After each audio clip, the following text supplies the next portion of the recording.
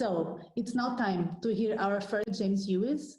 I've already wrote this before knowing that it was a 3-hour sleep today and being on news virtually. So he's really a very busy person. So it is a privilege to have him with us today.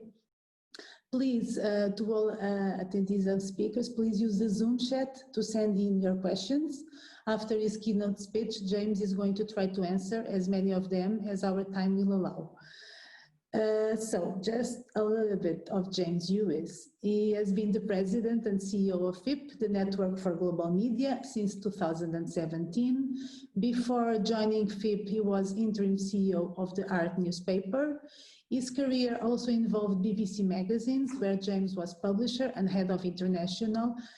At BBC Magazines, James Hewes was publishing director for Top Gear, Good Food, Easy Cook, and Lonely Planet magazine, as well as director of BBC A-Market exhibitions. James also spent 4 years in Dubai running Gulf News Publishing and was responsible for more than 30 product areas. And he still had time to launch the group's first consumer title in Arabic, called Wheels Arabic. A curiosity about James Hewes that not many people know, James, is that when he was a teenager, James lived and studied for many years in Portugal. And although he doesn't use it much, he does know how to speak perfect Portuguese and write perfect Portuguese and visit us frequently. Today, we are going to listen to him speaking on the topic, Key Trends in Media Post-Crisis, the impact of coronavirus on the publishing industry. And if you have read the abstract, you'll see that James starts by telling us that the COVID-19 crisis represents the biggest opportunity and the biggest challenge for our industry in 75 years. So we can't wait to hear him explain why. Please, James. Obrigado, Carla. O meu português não é perfeito. Eu não vou fazer a minha apresentação em português. Vou falar em inglês. But thank you for the compliment. Yes, it is a shame that we're not there in Lisbon, so that I could be back in the city I love so much. A big congratulations to you and to Tim for organising this, and to all of the organising committee. I think it's a great initiative, and it's one that FIPP is very proud to support, and we'll definitely be supporting it in the future as well. Just a word on the questions. I will keep the chat box open while I'm presenting. So if you do want to ask a question about anything that I'm talking about, then feel free to ask as we go along, and I'll stop and answer the question. That's perfectly fine. I think it's better to do it that way than perhaps wait to the end. So I've got a presentation that I'm going to share with you now. You'll still be able to see me speaking if you keep me open as a speaker on your little window there, but I will share this and press play. So hopefully you can all see that. And let me just open the chat box so that we've got that, if I can find my mouse pointer. Okay, and let's move that. Why can't I move that out of the way? Just 1 second, everybody. A little bit of technical difficulty while I move the chat box around. Let's put that over here. Okay, there we go. Right. So welcome, everyone. As Carla said, and as the abstract says, I'm going to talk about the trends in media as we see them. We're not an academic organization. We're very much focused on the business of media. So we're going to present it from that perspective. Some of the trends that we're going to present might be a little bit surprising, but we think they are the most relevant ones to the industry at the moment. And the presentation really is divided into 2 parts. There's a part about general trends in society that are impacting the magazine media industry and how that's affecting us. And then there are some more specific topics around the business of magazine media and how we see that. Before the crisis, I was doing this presentation several times per year. This is the first time we've done it since the crisis. I actually did it for the first time this morning. And we've had to completely rethink the way we approach it. And what I've tried to do is to show you which trends are going to be enhanced by the crisis and those which are negatively affected. Another word on this, I will share the slide presentation, the slide pack with you afterwards, because there is at the back of the pack a lot more detail on each of these trends. So some of my slides are just pictures, but there's more detail on them in the slides that you won't see that you'll get afterwards. And there is also detail in the presenter notes, which you can read when I send you the full version later. So don't worry about having to frantically take notes or anything. First of all, a very quick word on who is FIPP. FIPP is one of the world's largest media membership associations. We have our roots in the magazine industry, but now we represent media in its broadest sense. We cover pretty much every company you can think of that is not a broadcast media company. And what do? We do two things. We can help you to learn by sharing examples of learnings and best practice from across the world, which is what we will do today. And that's ever more valuable as media markets converge. We're seeing an enormous convergence in the way that media operates. And the second thing we do is we help our members to network and make connections with partners who can make a vital difference to their business. That could be media partners and content providers, it could be technology businesses, or it could be other associations specializing in different aspects of the industry.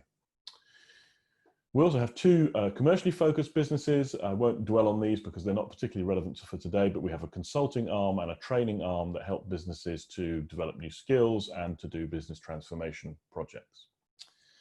So just to give you an idea of where the learnings that I'm going to talk to you today are drawn from, they're not taken just from me and from my own experience, but they're drawn from the experience of companies like these. These represent either our members or companies that are in our network.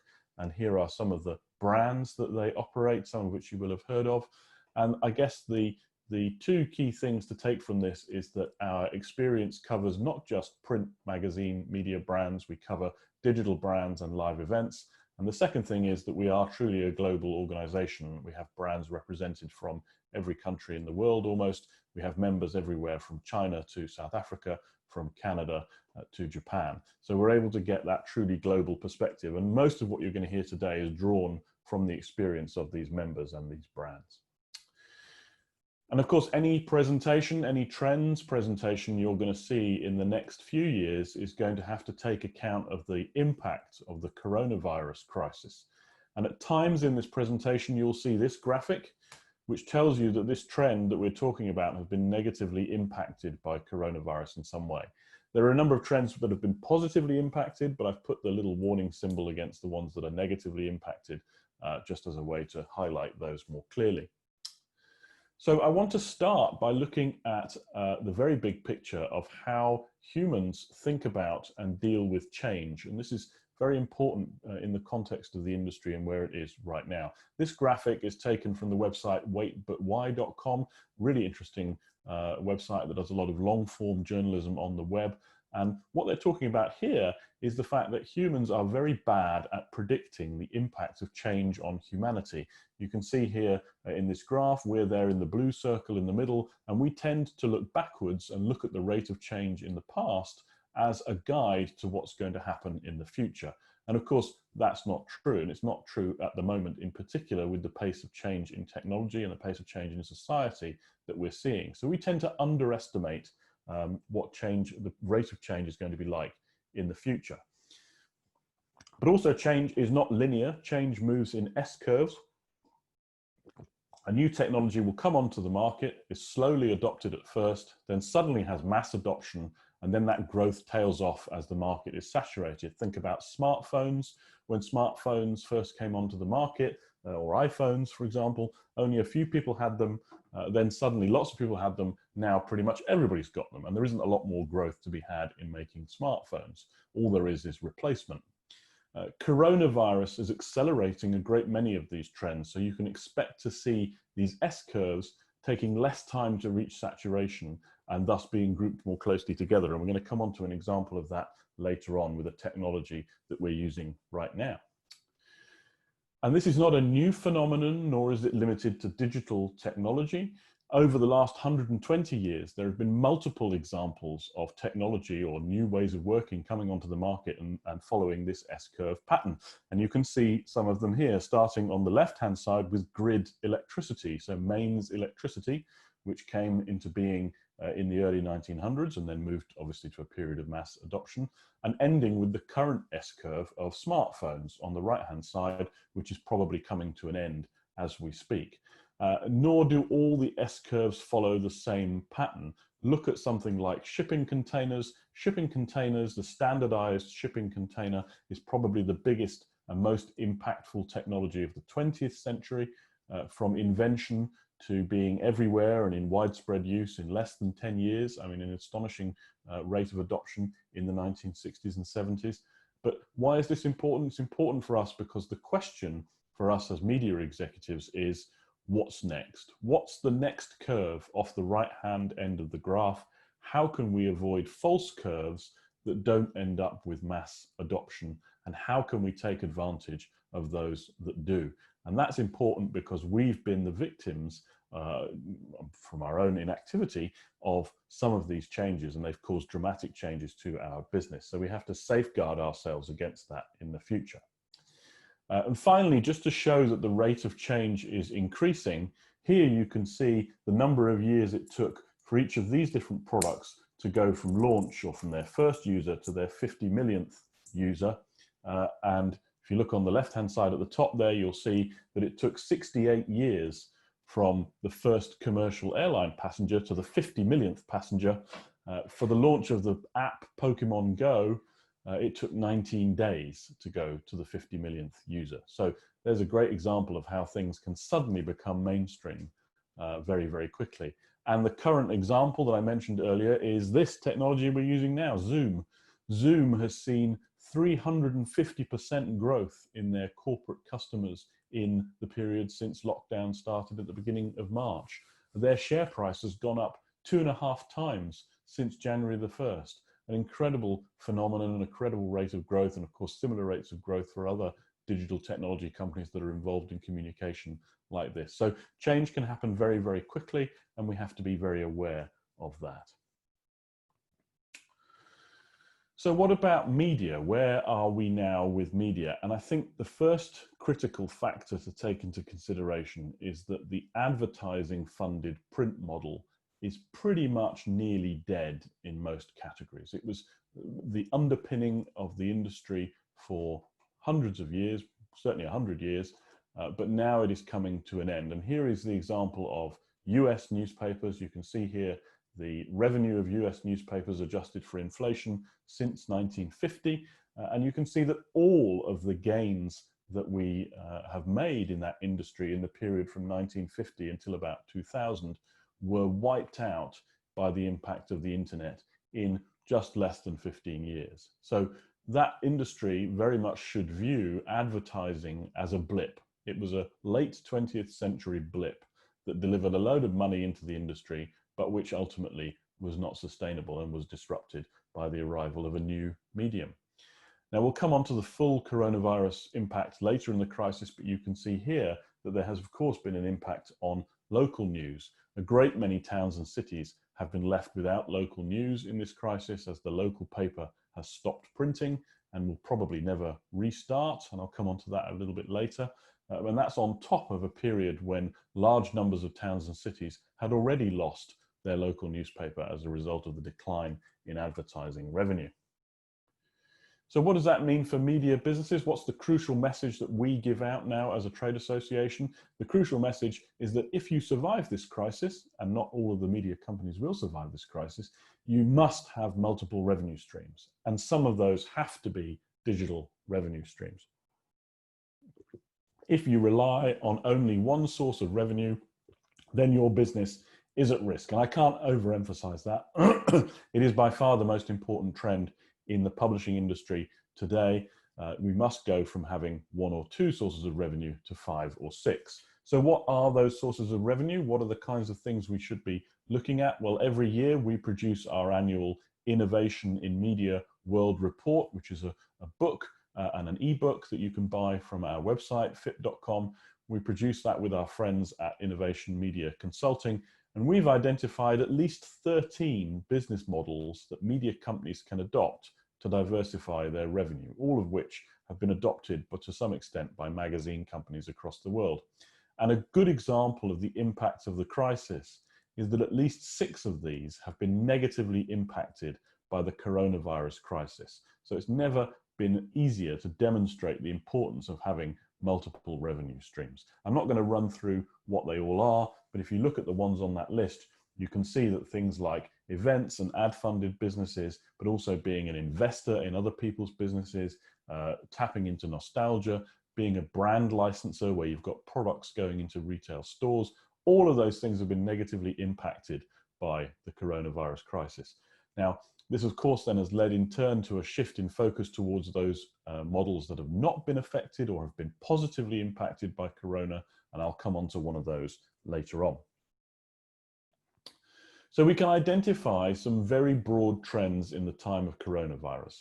The difficulty at the moment, particularly the difficulty for an academic audience, is that there is not a lot of data to support this. We're relying on anecdotal evidence. We've gathered information from publishing associations across the world. We've held two large-scale meetings with more than 30 countries represented. And also we've had a board meeting and a couple of other internationally focused meetings where we've tried to gather data and information as best we can from the industry about the impact of the crisis.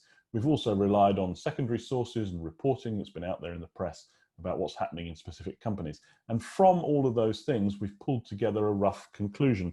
This, by the way, is summarized in a report that we produced called Publishing in a Pandemic. It's onto its second edition now.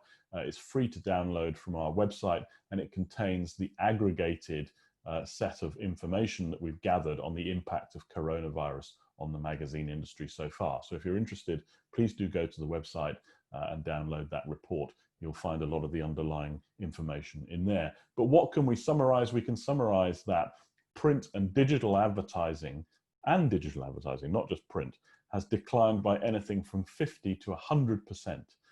There is considerably higher traffic on websites during the period of lockdown, but that traffic crucially cannot be monetized. And in some cases, for example, in local news, advertising has disappeared entirely, leading to the disappearance of the underlying brand. So there's a really crucial point in there. Volumes of traffic, the number of people looking at a website, that doesn't mean anything unless you're able to monetize it. And in this crisis, people have not been able to monetize those additional eyeballs because the advertising dollars have run for the hills, as they do in a crisis. Newsstand circulation for magazines has been less badly affected, declined by only 40 to 70%, in some cases even a little bit better than that. In certain markets in Scandinavia, there's been no decline at all. Digital subscription volumes, on the other hand, are up 100% or more, or even 250% or more in some cases. And we're going to see the first results of that coming through in the next few weeks. Similarly, website traffic numbers are up, as I mentioned, but also e-commerce revenues are up. So brands and publishers and magazine businesses that are selling products off their website or off the page are seeing revenues increase dramatically as people are unable to go to their retailers during lockdown. And of course, on the bottom end of the scale, the most negative impact has been on live events businesses, which have completely disappeared in the last 3 months. And there's no certainty as to when those businesses are ever going to return. So, as I mentioned earlier, the slides I'm showing today are the key messages. You'll get the full pack with all the detail too. And the first trend I want to talk about is this question of talent and culture. Now, we used to put talent and culture at the end of the presentation to emphasize its importance, but now it's at the front because it's even more important. There are a whole set of important elements relating to this area, including, of course, diversity that we'll come on to in a minute, but also the recruitment and the retention of talent and training to acquire new skills. We're talking about change, we're talking about the introduction of new mediums, new ways of telling stories. That's no good if you haven't got the right skill set in your organization to take advantage of that. But all of that at the moment is kind of by the by. That's all to the side for the minute, because the crucial question here boils down to just two very simple things. Firstly, can your organization function effectively without an office? In other words, have you built a culture that is flexible and mobile? And that's important because we're going to be working like this for a while. And even if we're a small business and we can go back to work, our partners and our customers are going to be working like this for a while. To give you an example, the New York Times has said that their office will not open again until January. And many others have said the same, including a number of large advertising agencies. So we need to find a way to make this work. If you approach this as a media manager, assuming that it's only temporary, think again. This is going to change the way we work forever, as people get used to working in this way, they will want to carry on with it. And I think it's been fascinating how this crisis has exposed the lie that we told ourselves for many years, that this job cannot be done from home. We've discovered that almost any job can be done from home. Some can't, clearly, but a lot can. And I think that's going to trigger a change in the way we approach work. It's going to trigger a whole bunch of other societal changes. There were some fascinating impacts on cities and the way cities work, and on the commercial property market. But in the short term, for us as an industry, how are we going to make this work effectively for the long term? And related to that, how do you keep your people motivated and focused? Working from home can be great, but it can also be terrible. It's easy for us. Many of us who are on this call will be at a later stage in our careers. We've made some money, we've got a nice house, we've got a nice view, and perhaps we've got a room we can sit in to do our meetings. Well, a lot of the junior staff, the young people coming into the industry, don't have that luxury. They might be sharing a house with 3 or 4 other people. They might be stuck in a small bedroom all day, not being able to talk to people because they're in isolation. And that's having a devastating effect on mental health and on morale throughout the industry. So that brings a whole new set of challenges in managing and motivating staff. Everybody really needs to re-examine their skill set and the ways of working to ensure that they come up with a new routine that works. And just to show you how important this is, this strategy wheel is taken from trusted media brands. Trusted media brands is what used to be called Reader's Digest in America. They've gone through an incredible turnaround recently, a great case study of success. And you can see that in their minds, people and culture are front and center at the top of the wheel. For their chief exec, Bonnie Kinzer, she's very clear that the rest of what they've done could not happen without the right people and culture. I have a question here from Teresa. Thank you, Teresa. No decline in Scandinavia. Why? I think 2 aspects to that. In some markets in Scandinavia, they didn't lock down. They relied on the population to be sensible, which they seemingly mostly were. And secondly, the extent of lockdown in a lot of those countries wasn't as severe as it was in other places, and people took the social distancing measures very seriously. There therefore wasn't the same pressure to close retail, and therefore the sales did not decline. I think there was also a sense that people had a thirst for information, and so buying newspapers and buying magazines was a way to service that thirst. A question here also from Jaya Ratner. First question I have is about revenue streams. If someone injects money in any entity, he'll expect that this entity, be a magazine or any other, to reflect its worldview. In your view, how does that impact journalism independence? Well, that's a good question. The question of media ownership is not something I get to in this presentation, but I'll answer your question. I think it's devastating. We have got to move away as an industry from the concept of the media baron. And ironically, the crisis that we're seeing in the industry, the decline in importance of the industry, might be the thing that saves it. If big businessmen like to make money, and if they can't make money easily out of media, then they'll turn their focus elsewhere. And that might mean that media companies are left to media professionals rather than to professional investors. I mean, there is no doubt that the influence that large media owners like Rupert Murdoch have had on politics across the world, but I think there are signs that that is ending, and he's pretty much the last of his breed. And yes, Carla, I see that connected to trust. I'll come back to trust in a minute because we're going to talk about that when we talk about print later on. So the second point here is related to the question of talent and culture, and that is diversity. And you can see here an image from Black Lives Matter protest in the UK a few weeks ago. And I think this will change the way we work just as much as the coronavirus will. It is, of course, a moral imperative. It's long overdue. It's something that we should have addressed as a society and in our individual industries a long time ago. But I want to put to you the case that it is also an economic imperative. We had a fascinating presentation on this at a recent FIPP Congress. A diverse workplace is one that is open to much greater opportunity. If your workplace is not representative of society, then you are cutting yourselves off from talent, from ideas, from customers, and from networks that come from being representative. And I think one of the crucial things here is that as we come out of this crisis, media businesses and magazine companies cannot afford to miss any opportunity for growth. So by not being diverse, you're of course not making yourself an attractive place to work, which is, as we've seen earlier, a really crucial success factor for the future, but also you're cutting yourselves off from sources of growth. And I think what was a relatively small set of protests in years gone by is starting to become mainstream. You're starting to see the effect on very large companies like Facebook, which we'll talk about the impact later on. And that's something we cannot ignore. It's something that we have to take seriously and do something about in future. So let me come on to the first business model area that I think is an important trend, the first positive one, and this is paid content and reader revenue. What you're going to see in here is taken from FIPP's quarterly global digital subscription snapshot, which summarizes all the data that we have on this industry each quarter. The current edition is on the website. The next one will be out in a few weeks' time. And what it really shows us is that this is becoming the critical get right for most media businesses today. And it's a very positive one because for years we relied on this advertising funded model, and that led us to devalue in our own minds the value of the content that we were producing. And if you like, that led to the boom in placing content for free on the internet. There was this assumption that advertising would pay for it eventually, and then we didn't have this inculcation in ourselves, this kind of inbuilt desire in ourselves, inbuilt belief in ourselves that our content was worth anything.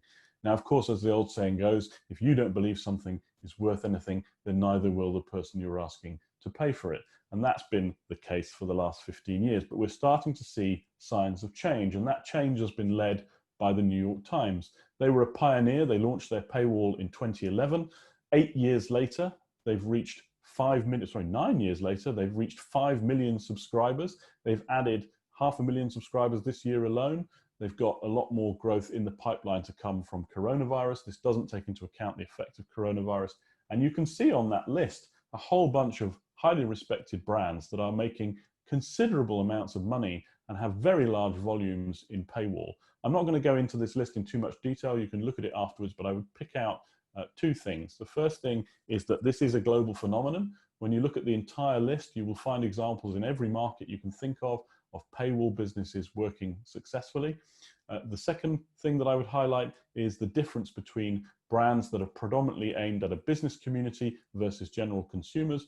Business community, generally the company is paying for the subscription, you can charge a higher price. It doesn't seem to come at the impact of volumes. You look at Dow Jones, the Wall Street Journal, Nikkei and the FT, they're getting considerable volumes at a very high price. And actually there's a third thing as well, which is that so far this list and the whole of the report is dominated by news and current affairs titles. There are very few examples of lifestyle businesses, certainly magazine media lifestyle businesses, appearing on this list. And that is a very curious anomaly. For some reason, the magazine industry, the magazine media industry, is suffering from an acute lack of confidence in putting its content behind paywalls. Whether this is because we're still trying to wean ourselves off the drug of advertising, whether because we don't have the technology, or because we're just not confident, it's not clear yet. But there isn't yet any widespread evidence that people are prepared to pay for lifestyle content through a paywall. And that's something that needs to change. Just to show you how quickly that scale can come if you're the right brand, here's the story of New York Times' success over just the last 3 years. They've gone from less than 2.5 million subscribers to more than 5 million. They've doubled in less than 3 years. They now generate nearly $500 million in revenue in their last annual report. And best of all, most importantly of all, the last quarter was the biggest growth. So this is not a phenomenon that's slowing down, it's accelerating. And of course, when we report the next quarter's results, we're going to see some phenomenal growth numbers. We had an indication from Tribune, which I think was on the previous slide somewhere, I can't see it under one of my windows, that they're going to report some very large numbers in terms of growth. So let's move on to the next trend, the fourth trend, which is consolidation and exit. There is an enormous amount of M&A, media, merger and acquisition business happening in our industry at the moment. This was true before the crisis, and it will certainly be true after the crisis. If you look at some of the deals that were done before the crisis, we had Meredith buying Time Inc. in the US, a mega merger. We had in the UK, Burda buying Immediate Media, who then bought Good Food. We've had Future buying TI Media, and so on and so forth, and there's a whole set of examples of this around the world. Within the last few months, we've seen in the period of lockdown some players starting to exit magazines. We lost 2 Hearst licensees, Associated Media in South Africa, Blue Ink in Malaysia, completely closed down. There are a number of other examples of that. We understand that Bonnier is looking to exit the US, having paid an enormous amount of money not very long ago for a US business. It's now exiting for almost nothing. And in New Zealand, where I was in spirit overnight, Stuff Media, which is the second biggest publishing business in New Zealand, was sold to its CEO for $1 because the Australian ownership didn't want it anymore. And Bauer, the big German company, exited the market entirely, as some of you will have heard when we were talking just before I came on air. So what we're going to end up with here is fewer big players, and publishing, I think, ultimately is a big industry that's yet to come to terms with being a medium-sized industry, and this might go also to the point about ownership and the power of the press barons. Why is this happening? This is happening really because magazine businesses and media businesses need to focus on 1 or 2 categories. They need to become the market leader, or at worst, the second place player in each of those categories. And if they've got a category where they can't be the market leader, then they need to exit. And when you are the market leader, you then need to focus on doing all these different hundreds of things, all the different business models that we've spoken about, to maximize the revenue that you're getting from those consumers. So it's no longer a case that you can have a big portfolio business and expect that that's going to work. You've got to have a much narrower focus, and you've got to have a much deeper focus. And you can only really do that by focusing on that vertical and being a specialist. And there's another reason that's underlying this, and that's a question of valuations. So this is taken from Oakland, De Silva and Phillips, which is a big investment bank in the US who focus on media transactions. And the data that they've gathered suggests that another key driving factor is the valuation of the different components of businesses that's driving decision making in those businesses. So if you're sat there as a media executive and you're faced with a choice between launching a print magazine or an information and data business, you will launch an information and data business because that is worth 10 to 15 times EBITDA versus a print media brand, which might only be worth 4 times EBITDA. So suddenly it's become a self-fulfilling prophecy. The volume of activity in the market is driving decision-making in the companies when people are thinking about valuations in terms of the decisions that they make. Another crucial factor here, and one that is, I think, important for every magazine media brand in the world and every magazine media professional in the world, is that the other thing we're seeing as a consequence of this is that certain sectors and certain genres, certain niches are becoming underserved. The large players are exiting them, and there isn't really a replacement. So what's happening is that independent magazines are springing up in every country around the world, and they tend to be print first, although the founders will be a lot more naturally 360-degree in their approach, but print will be a component of what they do. And a bit like the forest, after a forest fire, when you've got lots of dead trees, some new ones very quickly start to grow, and that's definitely happening in each of these markets. The benefit of that, of course, is that these people are bringing new ideas and new thinking to the business of media and magazines. The fifth one is sustainability. This has taken a back foot during the crisis, but I think that's going to come roaring back to prominence as soon as we're out. It's increasingly a must-have hygiene factor for consumers, and it's going to be important for media businesses to consider the end-to-end footprint of their operations, including their digital operations. This is not solely a print phenomenon, as I'll show you in a minute, and be able to document the impact that these have. You have to demonstrate to consumers that you understand factors such as the carbon consumption, the raw materials usage, the recycling potential, and the human impact, including ethical policies around workforces overseas, of your operations. And you've got to demonstrate that you're working to minimize these. Here you can see 2 examples, the top one from UPM, who are committing to a 65% reduction in CO2 by 2030. That's UPM, the big paper producer, of course. And the bottom one by Condé Nast, who are working towards carbon neutrality in their operations. And both are taking a holistic view of what they're doing. And interestingly, if you go on Twitter and look at the Twitter account for Wolfgang Blau, who's the COO of Condé Nast and CEO of Condé Nast International, he was tweeting just this morning about their carbon impact and the fact that they've finally done the end-to-end carbon audit of their business, and that they were surprised to see how big it is, even in their commitment towards neutrality. So very, very key focus. I think it's going to be something that's critical for everybody to look at in the future. And a small example of the environmental impact of a digital service to show that these are not exempt. This is Bitcoin and the example of Bitcoin.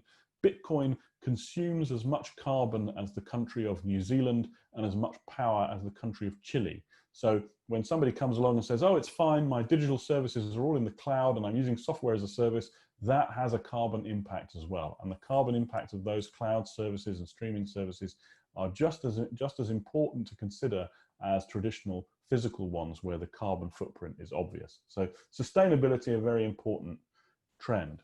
So let's go back into the business world. Advertising.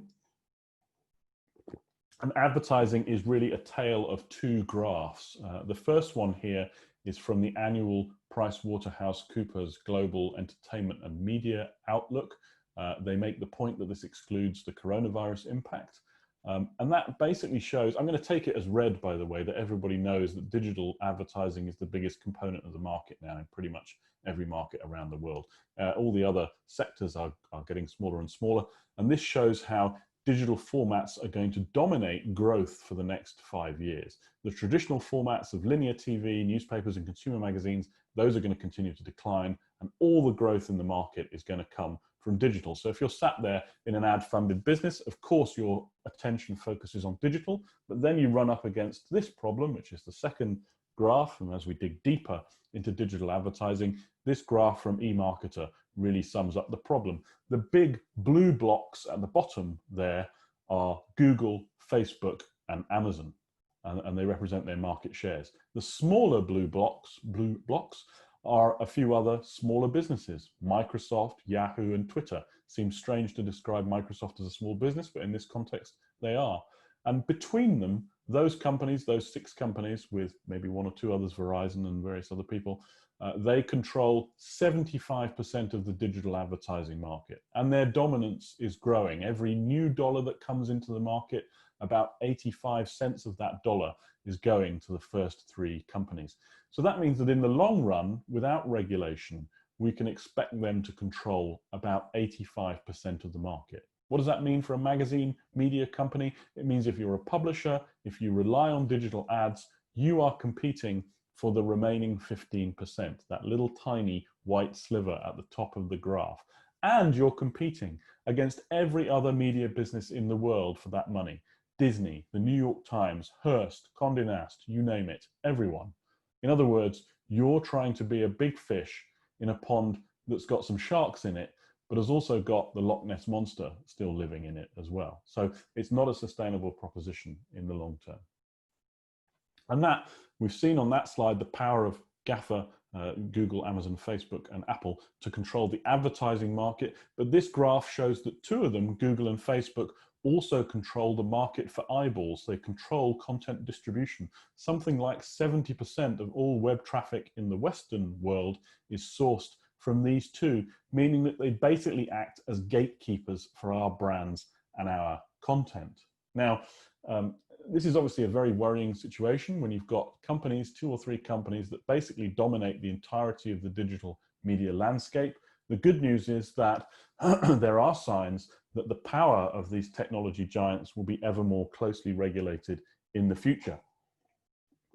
And they are at the beginning of a perfect storm of a combination of regulation and activism. On the legislation side, the EU's GDPR legislation we're all familiar with, that's triggered a wave of similar lawmaking worldwide in the consumer privacy space.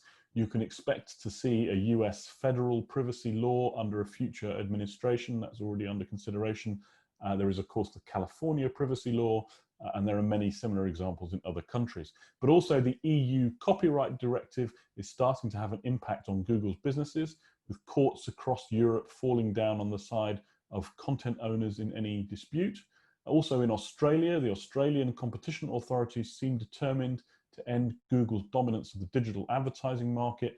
And there is also a UK government report expected soon that will point in the same direction. And even more under the radar is the US Department of Justice. We understand from various sources has a number of investigations secretly ongoing against Google, Facebook, and Amazon, and they are all expected to break cover shortly. One of the other crucial factors here is that Google and Facebook like to massage public opinion and massage the opinion of us as media owners and as academics by giving out grants. Things like the Journalism Project, all this kind of stuff, this is a trick, frankly, and we should not be taking their money.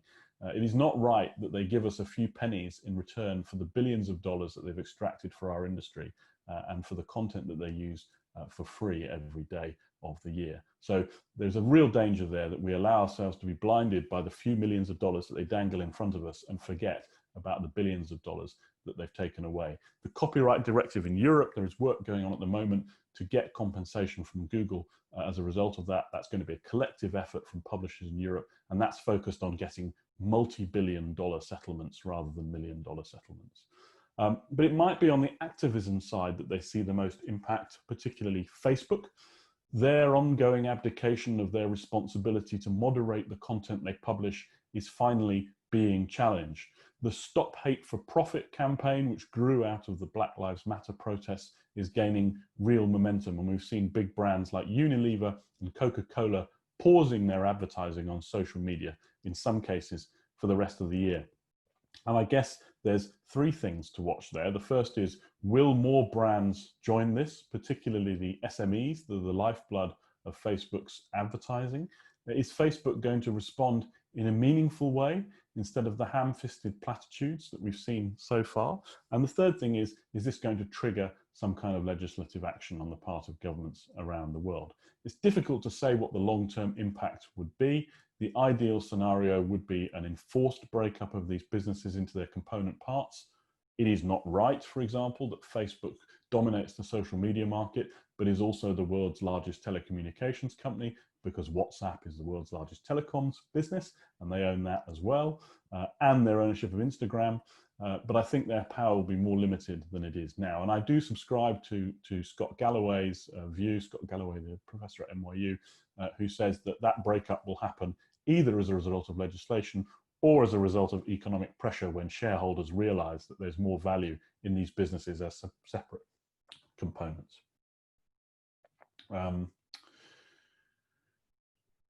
Jaya, you're asking a question about this. There is an imbalance in the market. The largest portion of advertising doesn't go to news producers, but to the companies that aggregate news. How can this logic be changed? Well, it can only be changed through a combination of those two things, through legislation and through activism.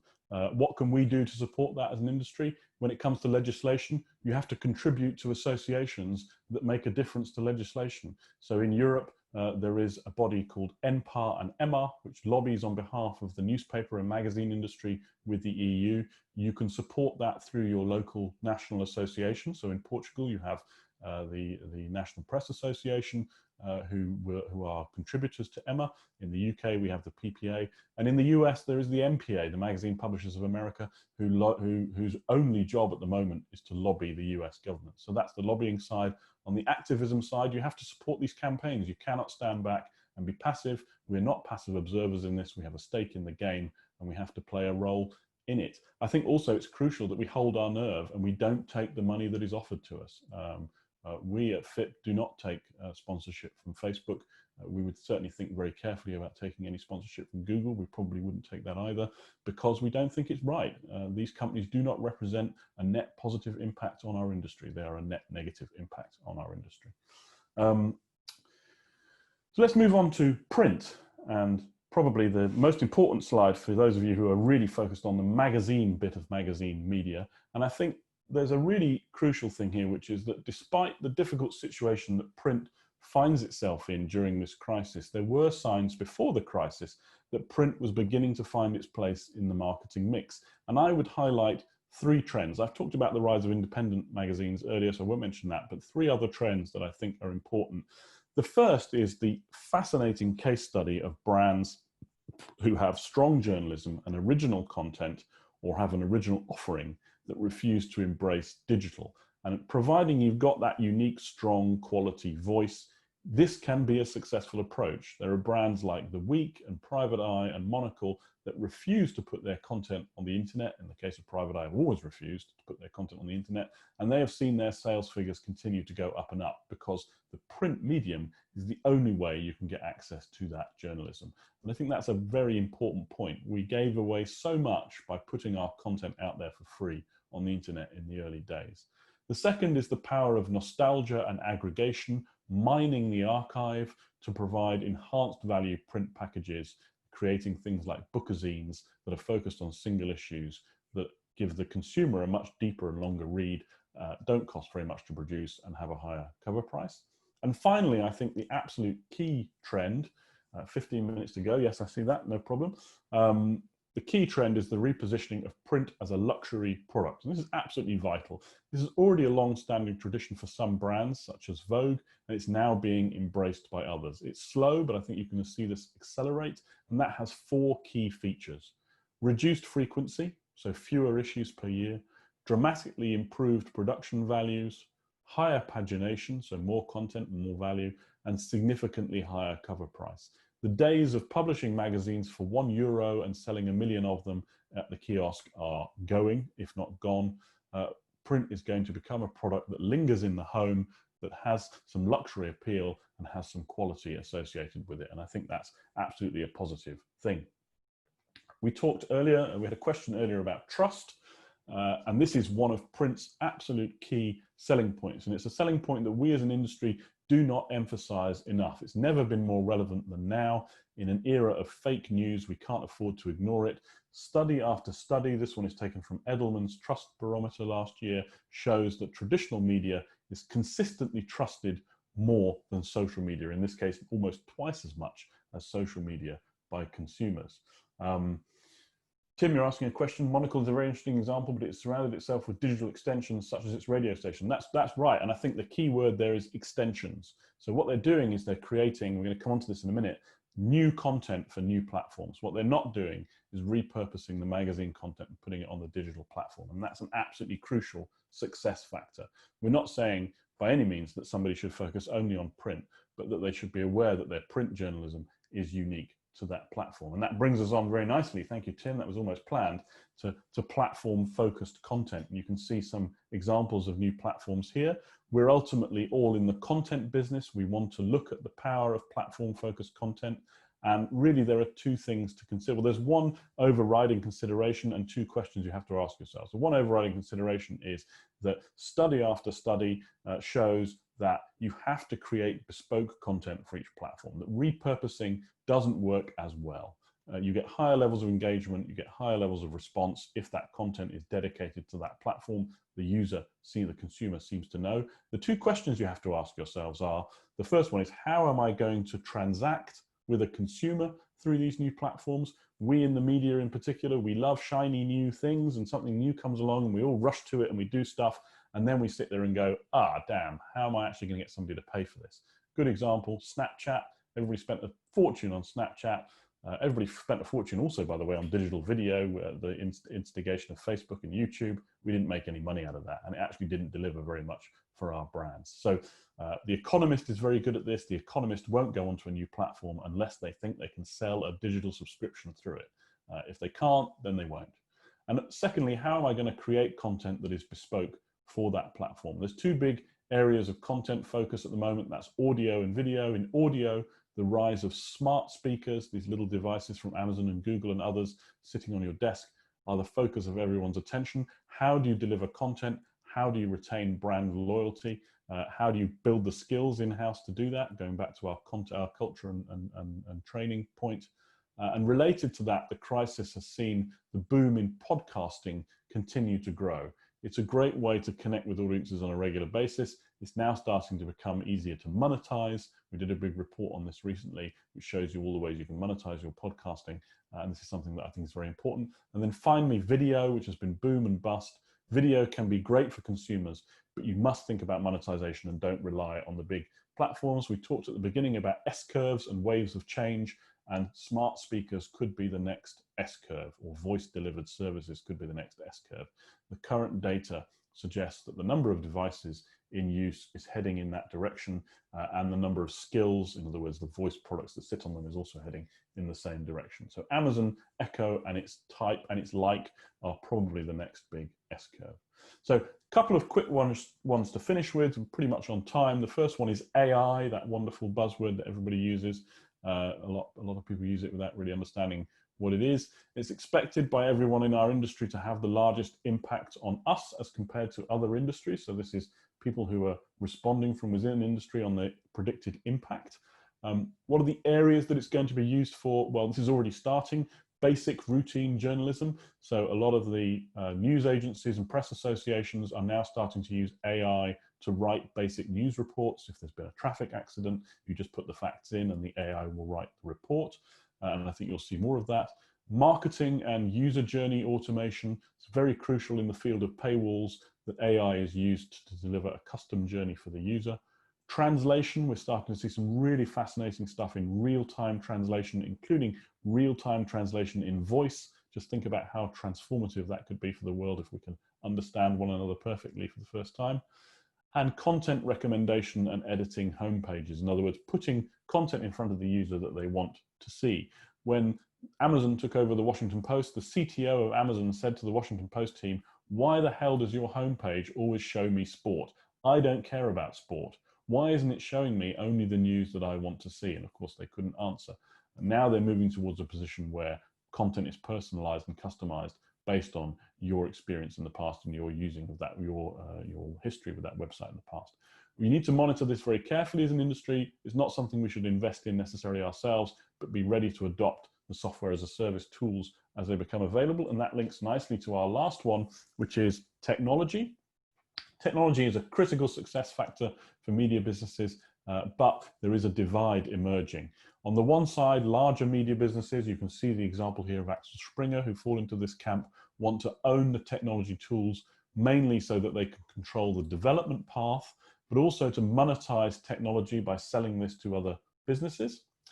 Smaller businesses increasingly rely on outsourced technology services, increasingly software as a service solutions in the cloud.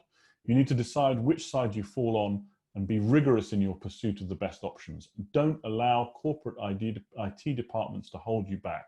Technology is the key to success in much of what we've discussed today. If that's put into a separate department and allowed to dominate things, you will not be successful. It's got to play an integral role. The most successful businesses that we see are the ones that have journalism, product, and technology as their three key components, and with all three of those components working together equally. Thanks for watching. Here's the things that you need to do now. I hope that was useful for you. I've got another question or two here which I'll answer in a sec, but while I'm doing that, you can go to our website, fipp.com, subscribe to the newsletter, and you'll see all the content that we're producing every day. You can also sign up for our webinars. You can write to me. I'm at james@fipp.com if you want to know more, if you want to follow up on any of the points that we've got here.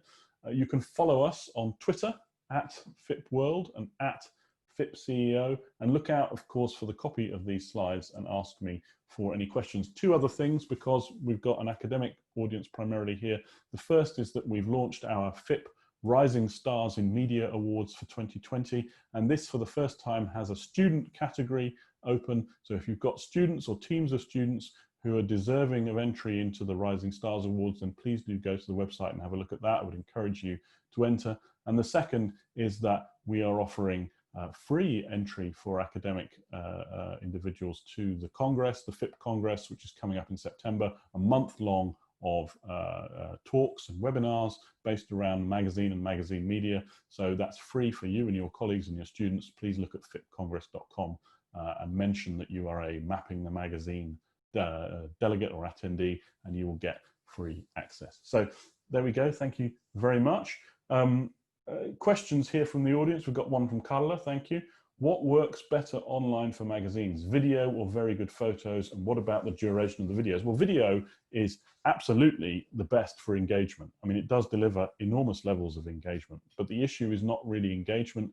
The issue is monetization. It can be very expensive to produce good video, certainly in volume and quantity.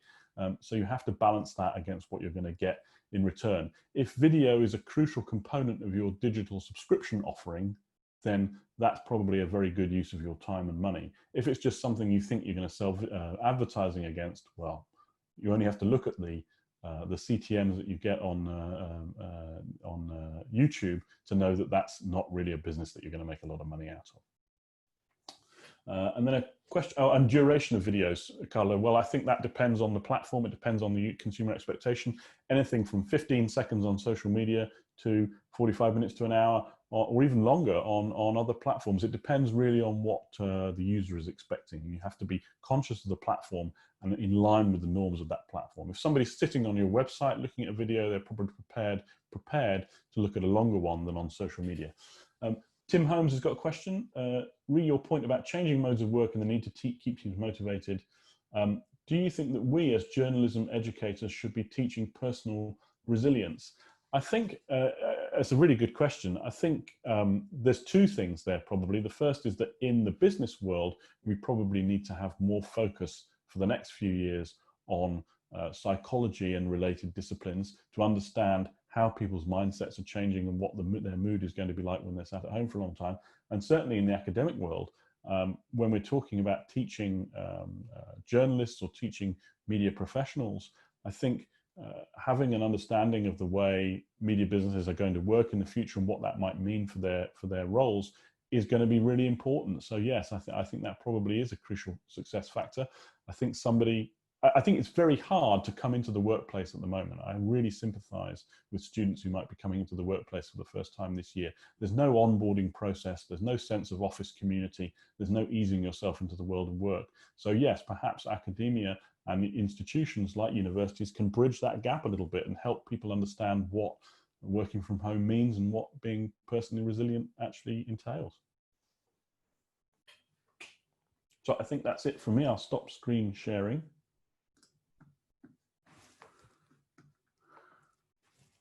And if anybody else has any other questions, we've got a couple of minutes left. Otherwise, I'm right on time, Carla. Yes, it's true. We're having some technical problems, I'm sorry. I think she's having technical problems, so I'll try and fill in for a minute or two. Some of the information and data that I presented there is taken from reports that we publish. Those are all free to download at the moment. They won't be for much longer because we're putting a new website in place, but they're free for the moment to download on our website. So if you go to FIPP.com, you can download, for example, the report we did on podcasting, our how-to guide for paywalls, the last edition of the digital subscription snapshot. You can order online copies of the innovation report. I'm trying to see whether I've got a copy of that here. Let me pull it off my bookshelf. Here we are. So this is the Innovation in Media World Report that I referenced earlier that we produce every year, which has got more information about the 13 business models as well in there, and you can order a copy of that from FIPP.com. Question from Joy Jenkins.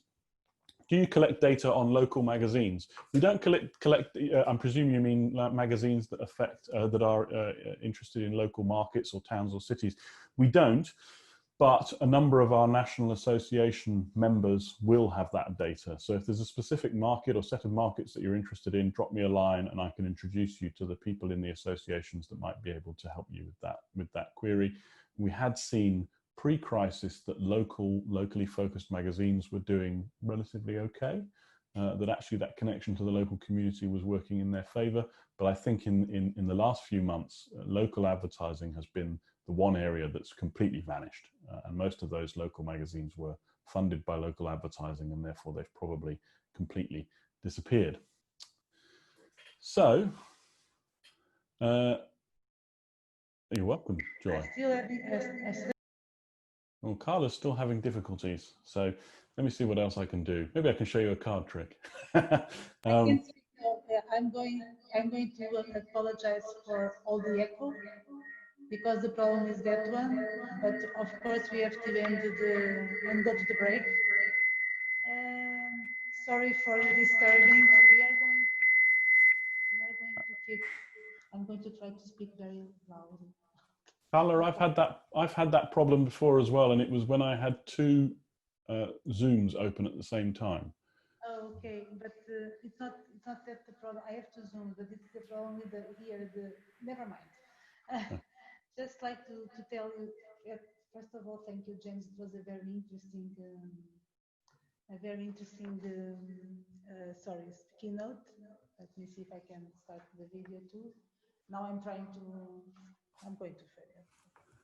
And I just would like to say that we are now going to a break. We restart at 11:30.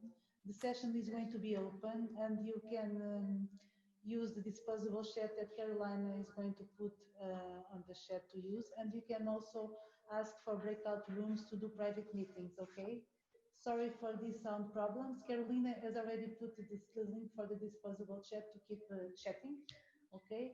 And I would like to thank once again James, and sorry for this last moment problem with the sound. Okay. No problem. I hope everybody enjoyed that. I'm available to chat. I probably won't be around for the rest of today because I've got to go to sleep because I'm doing New Zealand again tonight. But you can contact me on james@fipp.com or via Twitter, and I'll talk to you there. But enjoy the rest of the conference. Thank you. You can come back whenever you want. Okay. Bye bye. I'll be there in person next year.